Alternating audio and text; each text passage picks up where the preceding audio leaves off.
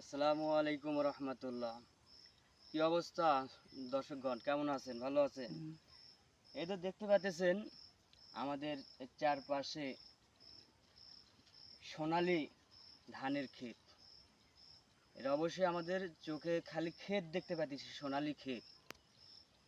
যারা কৃষক আছে তাদের এটা স্বর্ণের, তাদের কাছে তাদের জীবন, তাদের জীবনকে উৎসাহ করে তারা এই মাঠের মধ্যে তারা দিছে।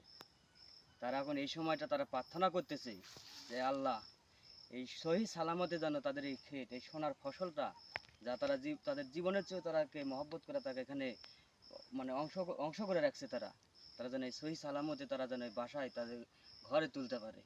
তো আমরাও সকলেই দোয়া করি আল্লাহ তালা যেন তাই যেই সমস্ত কৃষক ভাইয়েরা, বাপ চাচারা ইত্যাদিরা এই ফসলটা, জমিটা, এগুলা ক্ষেত করছে, তারা যেন সহি সালামতে তুলতে পারে। সবাই ভালো থাকবেন। আসসালামু আলাইকুম রহমতুল্লাহ।